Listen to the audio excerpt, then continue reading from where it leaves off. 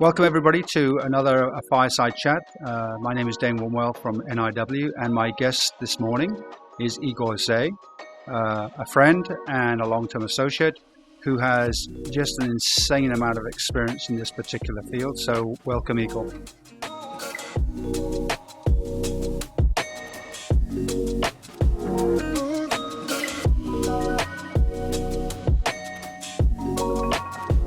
Thank you for having me here. Hey Igor, for our listeners, would you do me a favor and give me a little bit about your personal background, how you came to be in this space, your interests, your hobbies, and so on? Oh, I started in the business in 1982. I straight out of college, and in the first 3 months of my career, that wasn't a career yet; it was just a job.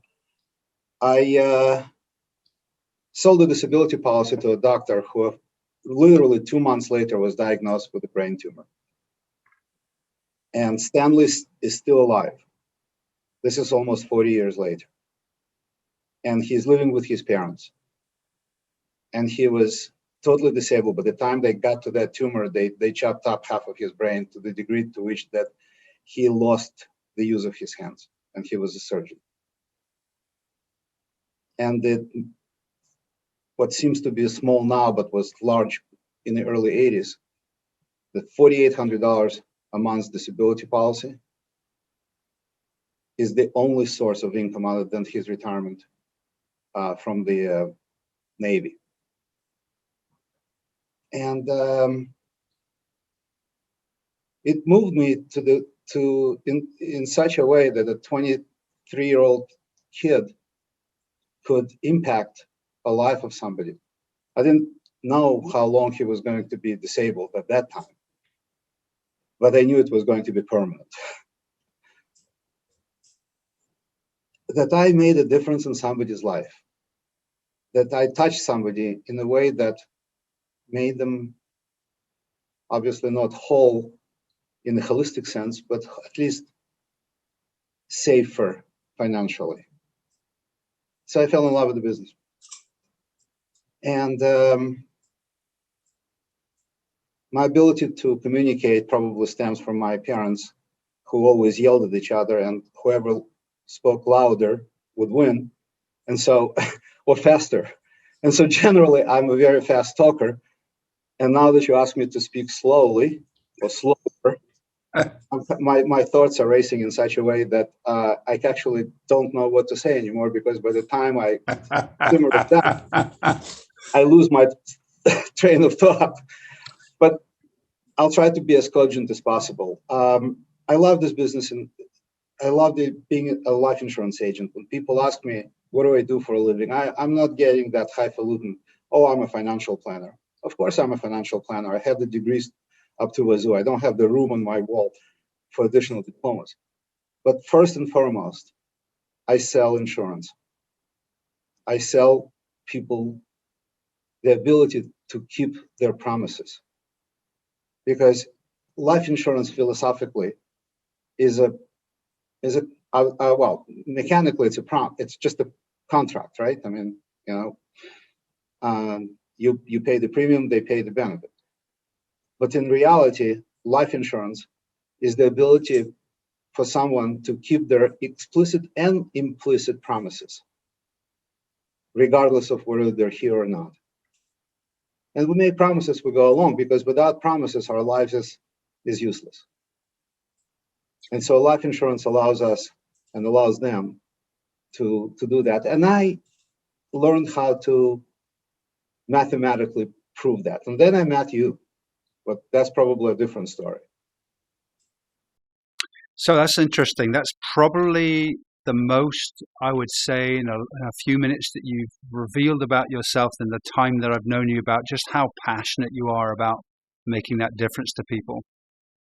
And I think that's commendable. Can you give me a little bit of your sort of family history that shaped you in this space? Just so our listeners know sort of the background of Igor and what shaped you and influenced you and your perspectives. Well, half of my family are doctors. The other half of my family are musicians.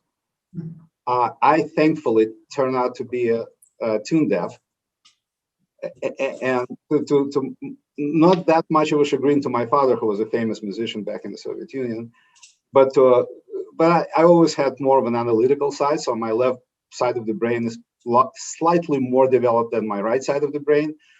And so I was in the second year of medical school back in the Soviet Union, and I got expelled for political propaganda because I haven't learned, I probably still haven't, how to keep my mouth shut under the circumstances. So political correctness is not my strong suit.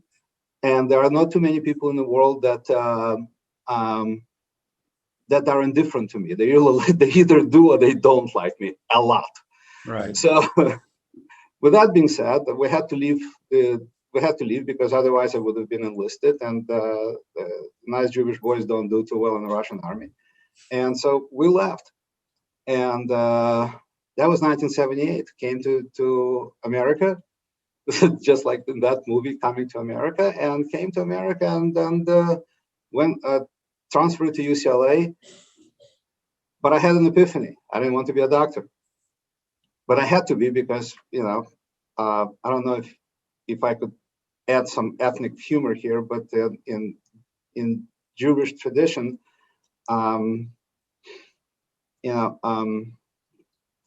abortion is legal until the child graduates from medical school.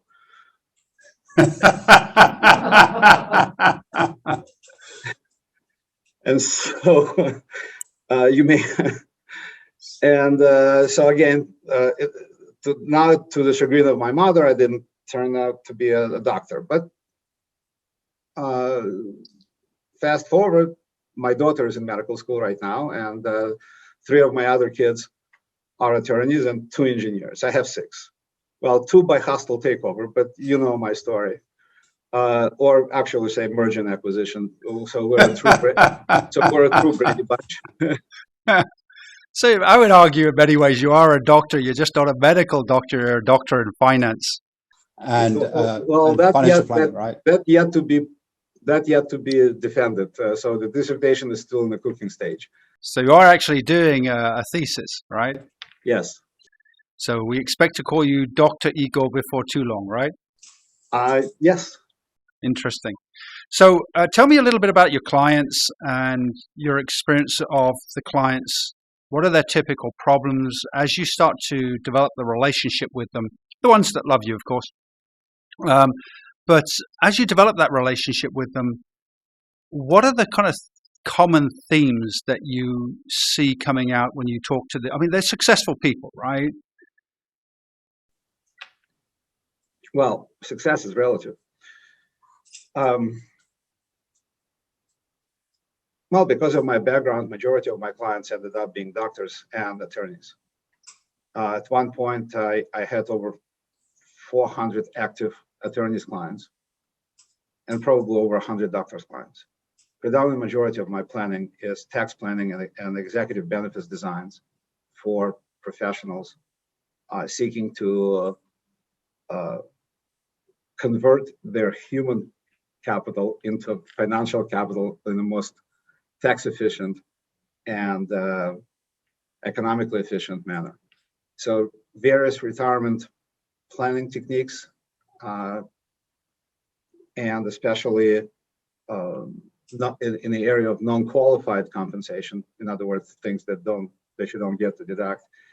The planning that allows people to supplement and to close the shortfall for those of them that are so highly compensated that they don't qualify under the normal recent limits.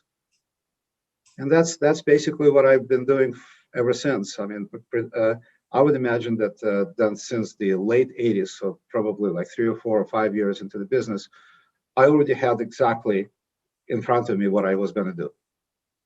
It did get augmented as time went on because estate planning and premium finance came in, and I found out that working with old, rich, and sick Jewish smokers is a lot more cost efficient for a while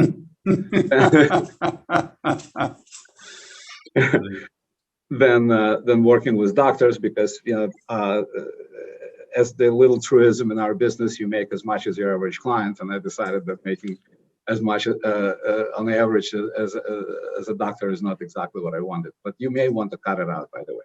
I'm just.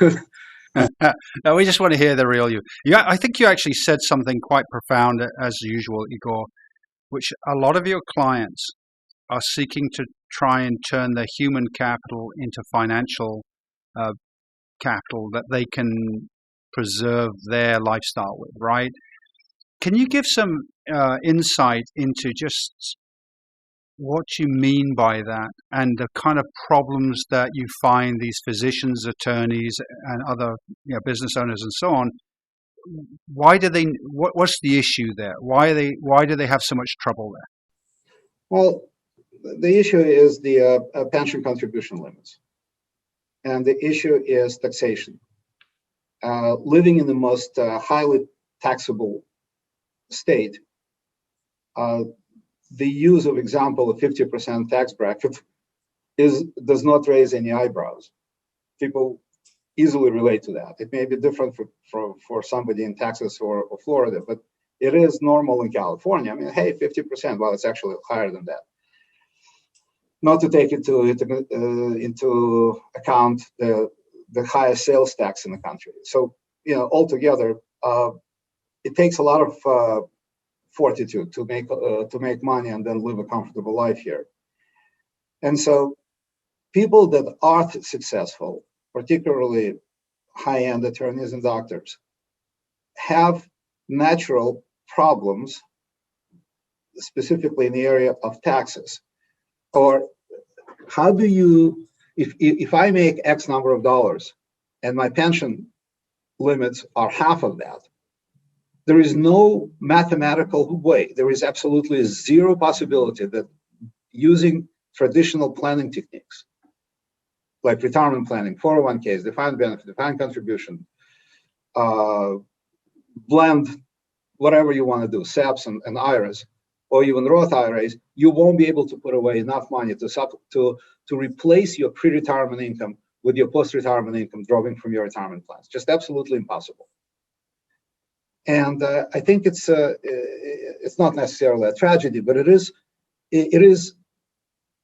unfair. Although I don't usually use that word as a term of art, I use that specifically here because I work all my life, and now there is no way that living the lifestyle that I live, to be able to being able to accumulate as much as I can. As much as I should, rather, for my retirement. And so a lot of the techniques that I've been using before, and before I met you, were using the tax benefits associated with life insurance ownership and allowing people to accumulate money in a way that is at least reminiscent of a Roth IRA after tax contribution, tax-free growth, tax-free distribution. And the argument is very simple. Majority of major corporations are utilizing life insurance as a funding mechanism for their non-qualified deferred compensation plans. But yet, there is always a question. There is a drag on performance with the fees associated with life insurance ownership. And the life insurance has to have a legitimate purpose. So, you just don't buy life insurance, generally speaking, just for the purposes of utilizing tax benefits. I think one of the most famous insurance agents of the past, who passed away, unfortunately, Barry Kay, who was taking full-page ads in the Wall Street Journal saying, buy tax-free CDs when the single premium life insurance existed, which I think facilitated or at least caused the introduction of 1988 Tax Reform Act that basically implemented the Section 7702 that puts the limits of how much money can be put into life insurance policy. And we thought that was the end of the life insurance industry as we knew it. And not only was it not, it gave us a head start, effectively, for those of us that understood what we were doing, to start creating sophisticated mechanisms involving life insurance as a vehicle to allow people to supplement their retirement income. And the beauty of that is that we may cover that in the later on, but maybe now. The beauty of that is that it allows us to create a kind of portfolio for a retirement portfolio for our clients that is, by way of example, is almost like having hot and cold faucets. And what I mean by that is, retirement may be a long term. I mean, most people now live significantly longer than they used to, and retire significantly later, by the way. So the age 65 is just we use that as a post, but it's not reality. My mother is 86 years old and she's still practicing. So it's not because she has to, but because she wants to. But that being said, back to the cold and hot faucet, your retirement portfolio only produces taxable income.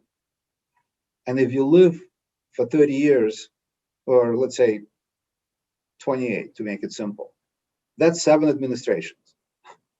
And who knows how many times the tax rates are going to go up and down. And so it may be that in 1 year, you're going to be in a high income tax bracket, 1 year, you're going to be in a lower income tax bracket.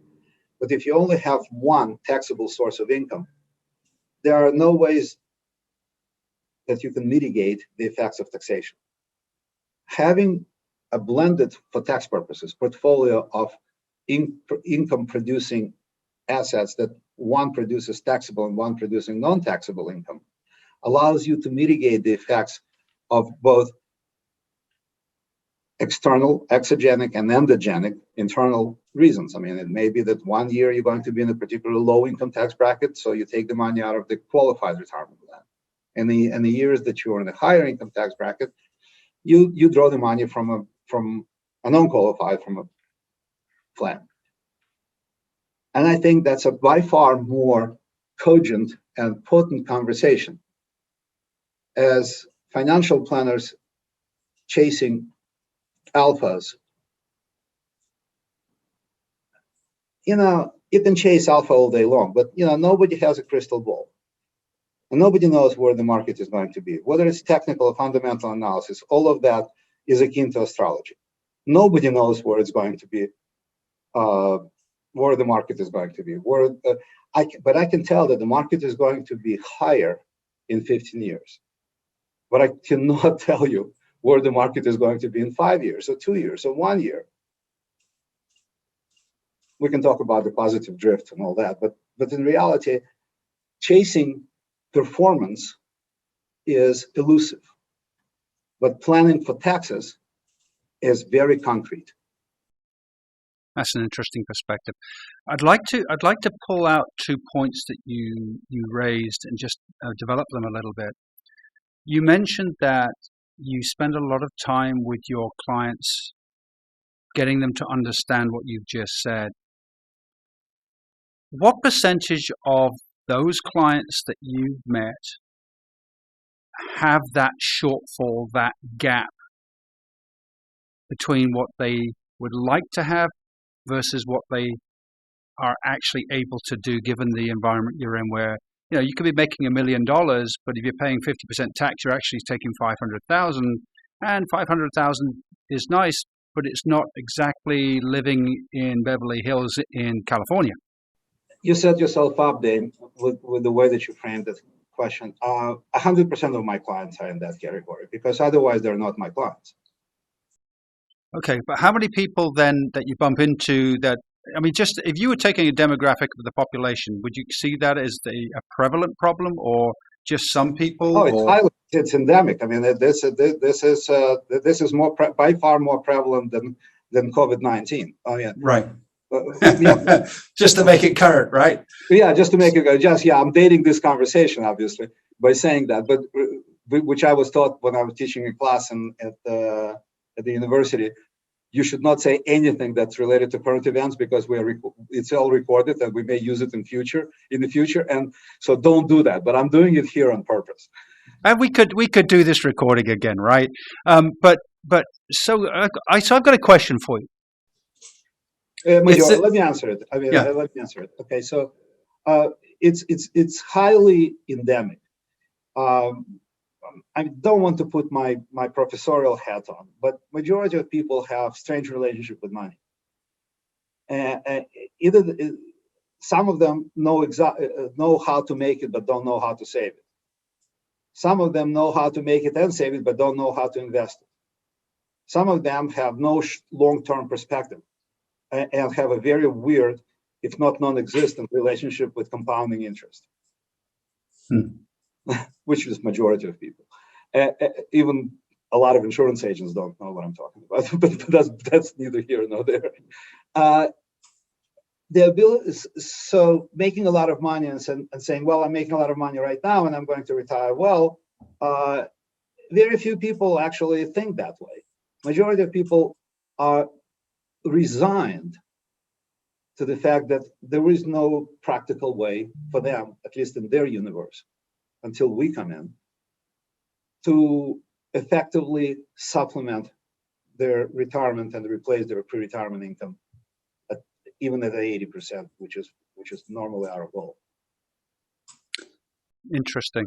So I've got to really sort of perhaps open the can of worms associated with the financial planning industry in general.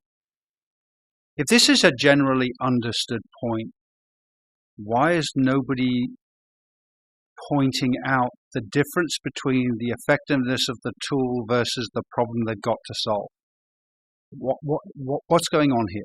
Is it a case of just sell what you have and you're doing the best you can with what you have, or what is it?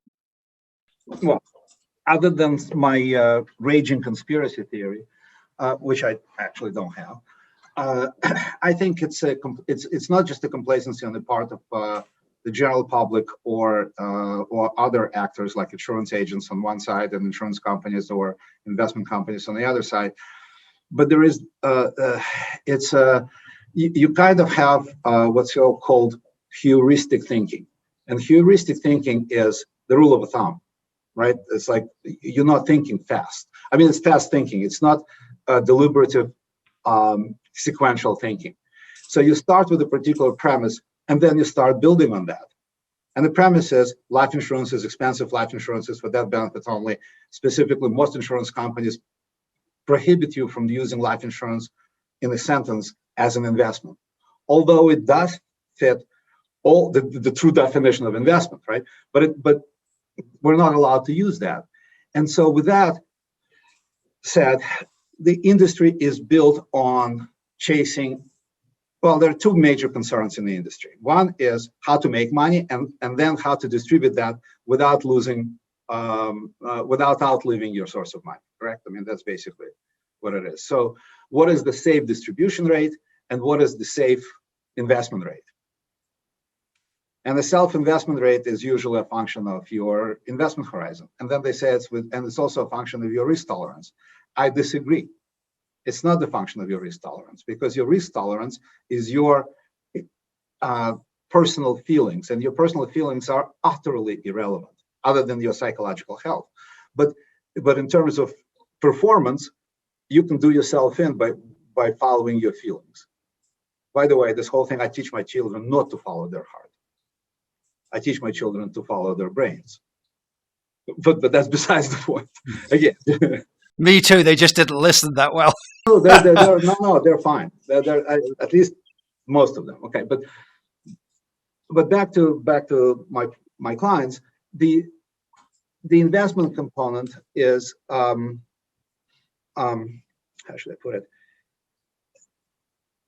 Let's go back to the distribution rate. So if my feelings are I have to be conservative. I'm a conservative investor. Okay, well, what does it mean? That means you're afraid of something, or that means you're either you're biologically, by the way, you have biological proclivities to risk taking or Sure. Risk avoidance, obviously. So it's genetic proclivities.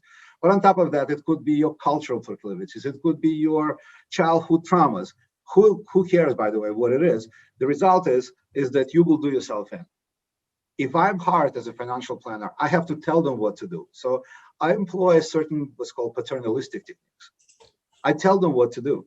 I said, guys, you didn't hire me to take an order from you. You go to the restaurant and your waiter is going to take your order. Okay, if you were to tell me what to do, then you don't need me. Go and use a robo-advisor. But if you invite me into your life, then let me take over to the degree to which what I would do for you, knowing what I know and taking into consideration all your personal needs, wants, desires, and circumstances. So you're effectively, in a way, using your knowledge, of course, but taking their personal bias off the table, if you like, so you can make an objective decision so that they're not going to trip themselves up based on what you just said. Right. And we have remarkable instruments that allows us various degrees of hedging against certain risks. The risk of longevity, the risk of investments, the risk of taxation. And interestingly, life insurance is a remarkably fitting tool in many of those situations. Not in all situations, but in many of those situations. Gotcha. So let's move on to a subject close to my heart, Kai-Zen, of course. You have a lot of knowledge, a lot of technical expertise, a lot of experience in this space. What is it about Kai-Zen that got your interest? Well, I'm a tinkerer. I've never had a toy that was ever given to me in my childhood that I didn't take apart. And I didn't. Oh, I hope they didn't give you the family clock. Well, they did. Did it ever get put back together again? Yes, I did. I'm a tinkerer. I tinker with things. If I could take apart a whole life policy and figure it out, yeah. Well, back to you. We met in 2007, and it was a very, very fascinating meeting. And I'm not blowing smoke here. It's probably one of the most fascinating meetings in my professional career. And when you came out with the concept of Kai-Zen, I took this thing apart. And I took this thing apart on my own.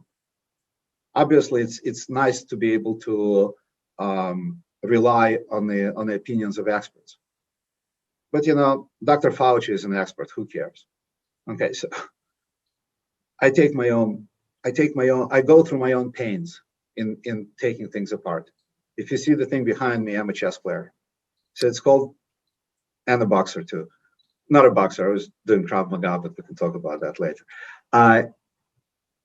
Taking things apart is kind of part and parcel of professionalism. I could not find a reasonable excuse not to be involved for the benefit of my clients, not to be involved with the Kai-Zen, later Tri-Zen, conceptually. It is perhaps the most elegant and the most structurally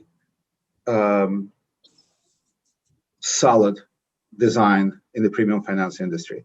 I did my first premium finance case in 1999. So I'm probably one of the pioneers. I know how to manage numbers very well. If by proxy, 2 of my kids graduated summa cum laude in math from their university. So that part is definitely intelligence. We could say it came from their mom, but who knows? I think you're going to take some credit, right? I'm going to take some credit. Yeah. Well, I don't take any credit for that. I'm just a pass-through. So what is it? I mean, okay, so you like the elegance of the design and that sort of stuff, but what does it do for a client that the other tools that you've got in your toolkit are not doing? What is it? So why does anybody care?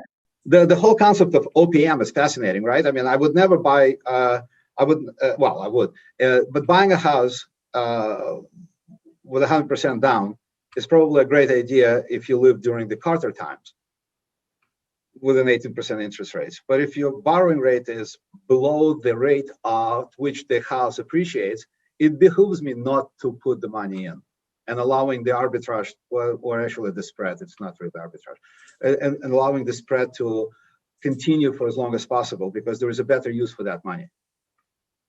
Conversely, And similar, financing your retirement is not just a novel idea. I think it's beyond fascinating. Nobody has ever done that. Well, it was done, but kind of in an accidental way. And financing retirement in such a solid design with so few additional risks. In fact, actually probably no additional risks other than those that normally associated with investing money in the S&P 500 index, buying life insurance and all this other stuff, which is with or without the Kai-Zen are present. Gives me the ability to deploy significantly more money for my clients and thus increasing the tax cost effectiveness of the design and the ability to provide 40, 50, 60, 80% more retirement income, depending on whether it's a Kai-Zen or Tri-Zen. I find that more than just fascinating. I find that remarkably professionally and intellectually rewarding. All right, I'd like to shift the conversation because we have about 10 minutes left and talk about Tri-Zen specifically and why. So can you, in your own words, the way you would talk to a client about it, what is Tri-Zen and why would a client do that as opposed to Kai-Zen or some other solution that's on the table? Okay. By way of setting up the background, prior to meeting you, I probably had about between 50 and 60 split dollar cases on the books until the 2001 when things started to fall apart and major reorganization had to take place and the number of corporate split dollars dwindled, but the number of family split dollars went up dramatically because of the estate planning applications. But in deferred comp world, in the world of retirement planning, split dollars kind of lost their luster in many ways. But the knowledge didn't go away. I mean, so the split dollars is I think it's a remarkable tool still in existence that allows us to take advantage of the natural spread between the corporate and individual tax rates, specifically in the high income tax rates states. So just for our listeners, Igor, in lay language, what does that mean? What did you just say? Oh, no, I was going to expand on that, of course. If I have a C corporation or a nonprofit, right? But let's say the C corporation. C corporation in California is 30% as of today. It may change, but statically speaking, this is what it is. My personal income tax is 51.3%, and I don't think that that's even taking into consideration the unlimited Medicare tax, which is another 2.9%. So we're roughly looking at a good solid spread of about 20-25%. But I will stick with the 20%. So if I can use 40% more money, and let me explain how the math of that works. So if but only by way of example, if I'm making $500,000 and I have a C corporation and I'm an executive in that C corporation or I'm a shareholder in that C corporation and I go to the board of directors and I say, please retain $100,000. And everybody and every accountant will start pulling their hairs out. Oh my God, double taxation. But the reality is that the corporation retains the $100,000, pays $30,000 in income taxes and corporate income taxes, and lends me $70,000 to invest into my life insurance policy under the split dollar agreement, right? Right. So that's $70,000 that goes into my Tri-Zen. If I were to do a Kai-Zen, Igor comes to a client and says, you know what, you have an S corp, never mind. So you made $100,000, you paid $50,000 in income taxes, you end up with $50,000. We're talking about discretionary income now, right? And so she only puts $50,000 into a Kai-Zen. Well, let's put things in the proper perspective here. The original pre-tax earnings are the same. It's the same $100,000. I earned $100,000, but if I pay just the corporate income tax, $70,000 to work with, and if I take after personal income tax rate, it's only $50,000. So the difference between 50 and 70 in relationship to 50 is 40% more. Right. Yeah, but wait, just like they say in those famous commercials, but wait. Okay, now in the Kai-Zen and Tri-Zen designs, right? So, I mean, this money is matched by the bank. Right. So now we're not talking about just 40% more. We're talking about significantly more than 40%. Right. And so the retirement income becomes exponentially larger under the Tri-Zen design compared to a Kai-Zen design. So this is all about increasing through tax efficiency the amount of money you can put into play. I mean, is that essentially it? Yes, and it gets even better if you work with a nonprofit. And in California specifically, many doctors groups are nonprofits. Right.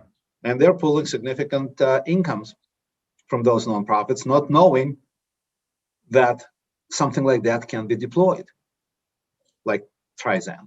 And the Tri-Zen would work remarkably better. It's 100% increase. Right.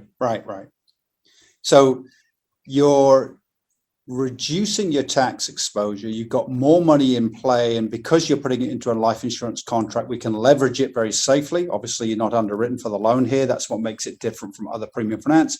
But because you've then put it in a life insurance contract, you're also hedging against future tax increases. So it's pretty efficient.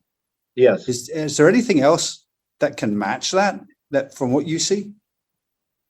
Yes, not reporting income. That still wouldn't get you the leverage, right? But we're probably not going to add. Yeah, I guess I didn't caveat that quite enough. So when you talk to clients now about split dollar, why have they never heard of this before? Well, the too good to be true conversation, right? Or I've never heard this. I said, well, you haven't heard a lot of things. Which, that's my opening line. And then, we live in a strange world. I mean, we live in a world where people alone in the car are wearing masks. So I'm often questioning their level of intelligence or their ability to relate to reality. But when they say that, oh, well, I haven't heard that, I said, well, so what? Now you hear it. Let's go through it. Right. Prior to that, people will say, well, I don't believe in life insurance. Well, I said, neither do I. I mean, it's not a religion.